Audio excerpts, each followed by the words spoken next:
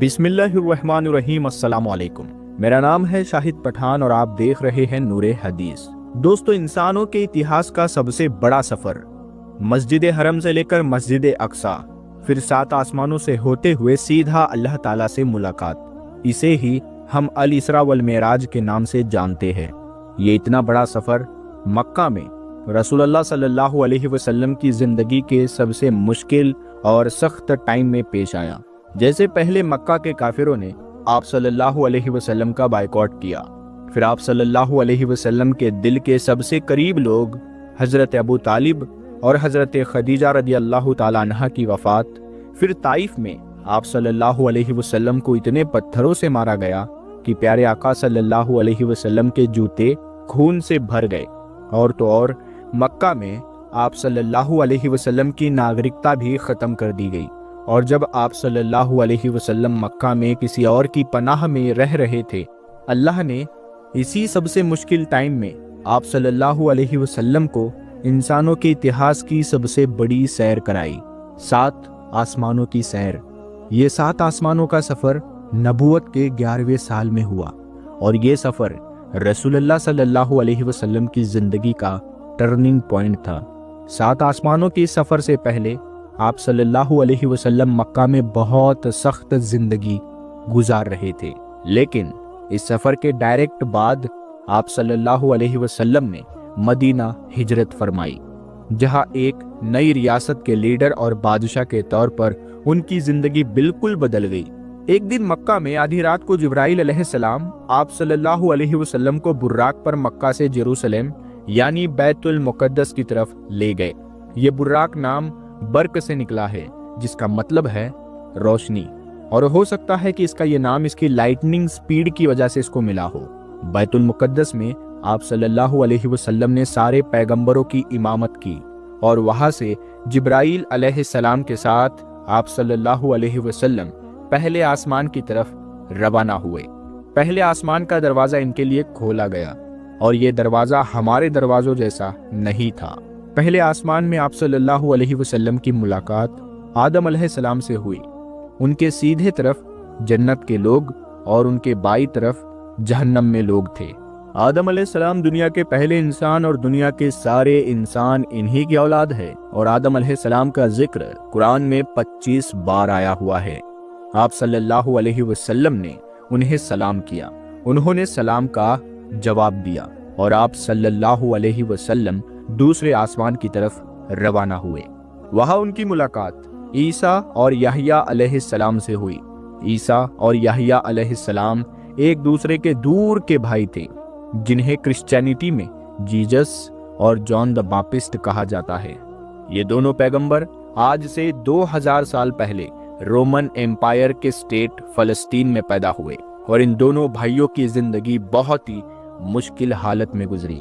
حضرت یحییٰ علیہ السلام کو ایک ظالم حکمران نے شہید کر دیا، اور ان کی شہادت کو آج بھی لوگ کربلا میں امام حسین کی شہادت سے کمپیئر کرتے ہیں۔ ان کے بھائی عیسیٰ علیہ السلام کے ساتھ بھی یہی ہونے والا تھا، لیکن اللہ نے آخری وقت انہیں دنیا سے زندہ آسمانوں میں اٹھا لیا۔ قرآن میں یحییٰ علیہ السلام کا ذکر 5 بار ہوا ہے، اور حضرت عیسیٰ علیہ السلام کا ذکر 25 بار ہوا ہے۔ آپ صلی اللہ علیہ وسلم نے انہیں سلام کیا، انہوں نے سلام کا جواب دیا، اور آپ صلی اللہ علیہ وسلم تیسرے آسمان کی طرف روانہ ہوئے۔ وہاں ان کی ملاقات یوسف علیہ السلام سے ہوئی۔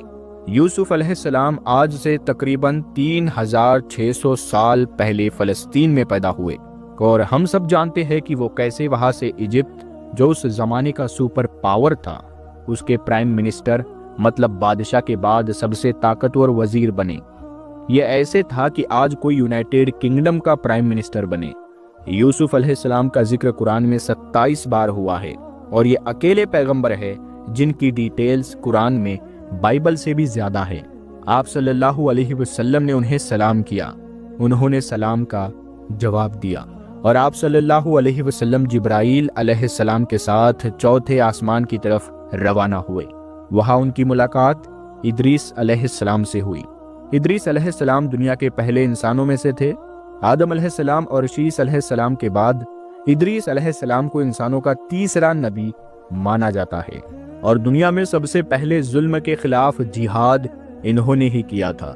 ادریس علیہ السلام کو دنیا کا پہلا سائنٹسٹ بھی سمجھا جاتا ہے، کیونکہ انہوں نے پہلی بار دنیا میں پین یعنی قلم کا استعمال کیا تھا۔ پہلی بار آسمان میں سٹارز اور پلانٹ کی موومنٹ کو آبزرو کر کے انسانوں کی زندگی آسان بنائی تھی۔ ادریس علیہ السلام کا ذکر قرآن میں 2 بار ہوا ہے۔ آپ صلی اللہ علیہ وسلم نے انہیں سلام کیا، انہوں نے سلام کا جواب دیا، اور آپ صلی اللہ علیہ وسلم 5ویں آسمان کی طرف روانہ ہوئے۔ وہاں آپ صلی اللہ علیہ وسلم کی ملاقات ہارون علیہ السلام سے ہوئی۔ جب موسیٰ علیہ السلام پیغمبر بنے تو انہوں نے اللہ سے دعا کی کہ اے میرے اللہ، میرے بھائی ہارون کو بھی میرے مشن میں شامل کر۔ تو اس طرح ہارون علیہ السلام بھی پیغمبر بنے۔ موسیٰ علیہ السلام نے ہارون علیہ السلام کو صرف اس لیے ہی نہیں چنا کہ وہ ان کے بھائی تھے، بلکہ اس لیے چنا کیونکہ ہارون علیہ السلام بنی اسرائیل کے سب سے بڑے علماء میں سے ایک تھے۔ موسیٰ علیہ السلام بچپن سے فرعون کے گھر میں پلے بڑے تھے، جس کی وجہ سے انہیں بنی اسرائیل کی کتابوں اور اسکرپچر کا اتنا گیان نہیں تھا، تو انہیں ایک ایسے انسان کی ضرورت تھی جس کے پاس ان ساری چیزوں کا گیان ہو، اور وہ تھے ہارون علیہ السلام۔ اور آج تک یہودیوں میں سب سے زیادہ اسکالرز ہارون علیہ السلام کی اولاد میں سے ہے، جس کی وجہ سے ہارون علیہ السلام کی اولاد کو یہودیوں میں ایک اسپیشل سٹیٹس حاصل ہے، جس طرح اسلام میں سیدوں کو حاصل ہے۔ ہارون علیہ السلام کا ذکر قرآن میں 20 بار ہوا ہے۔ آپ صلی اللہ علیہ وسلم نے انہیں سلام کیا، انہوں نے سلام کا جواب دیا، اور آپ صلی اللہ علیہ وسلم 6 آسمان کی طرف روانہ ہوئے۔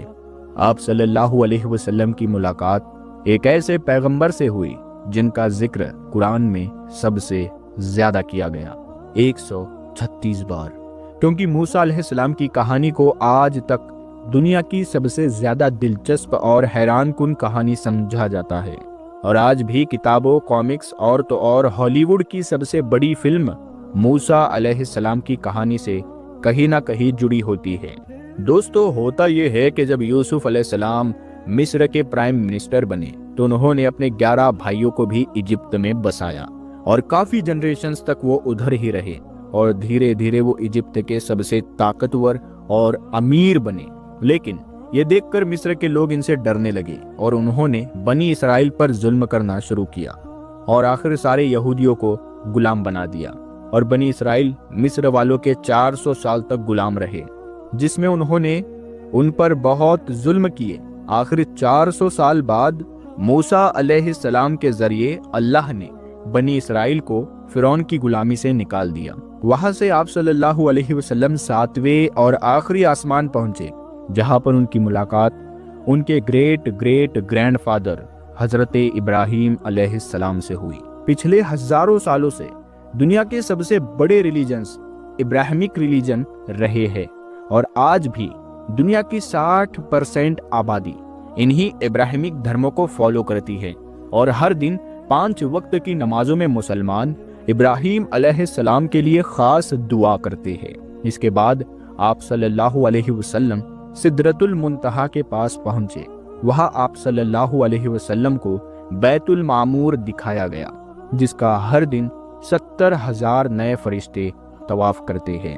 سدرۃ المنتہا آخری حد ہے، مخلوق کوئی اس سے آگے نہیں جا سکتی، لیکن رسول اللہ صلی اللہ علیہ وسلم کو اجازت تھی، اسی لیے وہ جبرائیل علیہ السلام کو چھوڑ کر اکیلے آگے بڑھے اور اللہ کے دربار میں حاضر ہوئے۔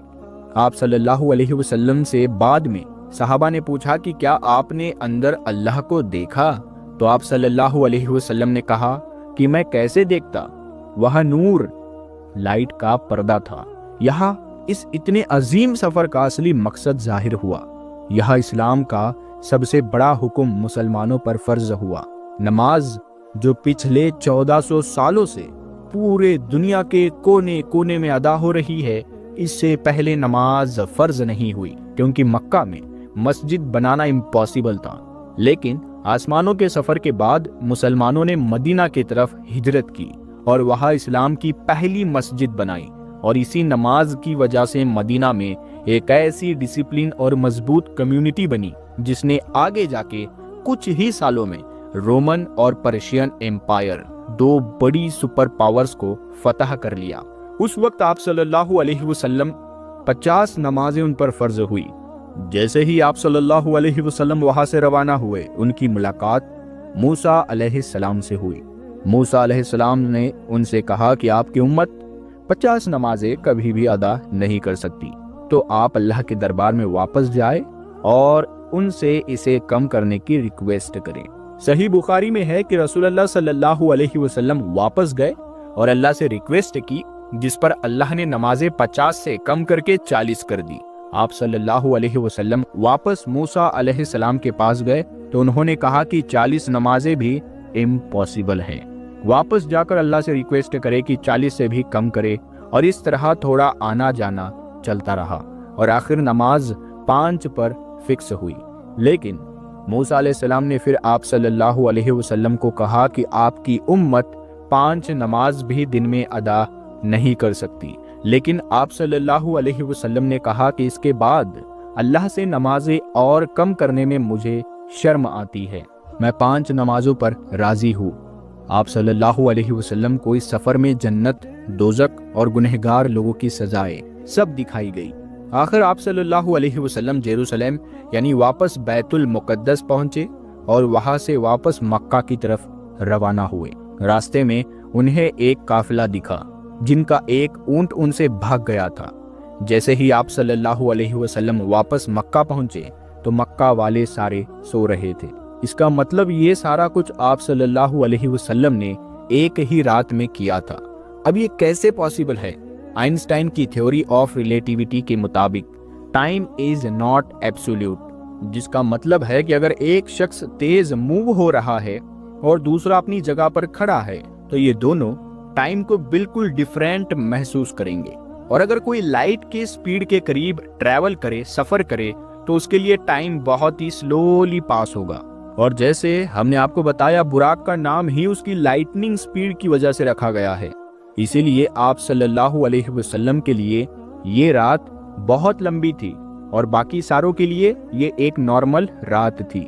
جیسے ہی آپ صلی اللہ علیہ وسلم مکہ واپس پہنچے، ان کو پتا تھا کہ اگر وہ یہ ساری باتیں مکہ والوں کو بتائیں گے تو مکہ والے ان کا بہت مذاق اڑائیں گے، لیکن آپ صلی اللہ علیہ وسلم نے ساروں کو کلیئرلی کمپلیٹ سٹوری سنا دی، جس کی وجہ سے مکہ والوں نے ان کا بہت مذاق اڑایا اور آپ صلی اللہ علیہ وسلم سے بیت المقدس کے بارے میں کویشچن پوچھنے لگے، کیونکہ ان کو پتا تھا کہ اس سے پہلے آپ صلی اللہ علیہ وسلم بیت المقدس کبھی گئے ہی نہیں۔ لیکن اسی ٹائم آپ صلی اللہ علیہ وسلم کی میموری کو اور سٹرونگ کرنے کے لیے اللہ نے بیت المقدس کو آپ صلی اللہ علیہ وسلم کے سامنے پیش کیا، اسی طرح جس طرح آپ اس ٹائم یہ ویڈیو دیکھ رہے ہیں۔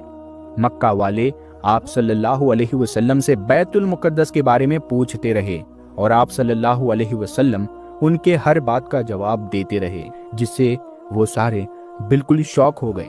آپ صلی اللہ علیہ وسلم نے انہیں اس قافلے کا بھی بتایا جس کا اونٹ بھاگ گیا تھا، اور اس کی تھوڑی ہی دیر بعد وہ قافلہ بھی پہنچ گیا، اور انہوں نے کہا کہ یہ سب کچھ سچ ہے، جس سے مکہ والے اور بھی زیادہ شاک ہو گئے۔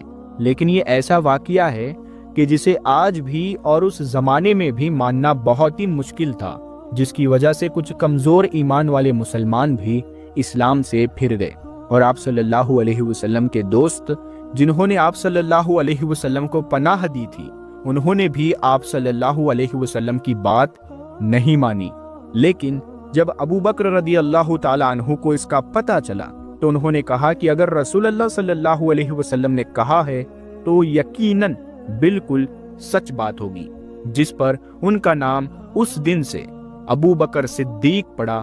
یہ سفر کوئی معمولی سفر نہیں تھا، بلکہ اس نے اسلام کے سخت دن ختم کر کے اسلام کے عروج کے دن شروع کیے، اور اس سے اگلے ہی سال مدینہ سے 72 لوگ آپ صلی اللہ علیہ وسلم کو اپنے بادشاہ اور لیڈر کے طور پر مکہ سے مدینہ کی طرف لے جانے کے لیے آئے۔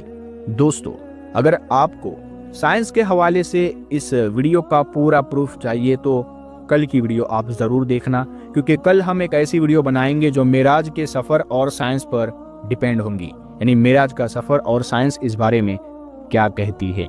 यानी हम आपको कल के वीडियो में बताएंगे कि आइंस्टाइन की थ्योरी ऑफ रिलेटिविटी के मुताबिक मेराज का सफ़र कैसे बिल्कुल भी सही साबित होता है। तो हम आपको कल के वीडियो में पूरी डिटेल के साथ बताएंगे। तो आप इस वीडियो को लाइक करें, अपने दोस्तों में शेयर करें।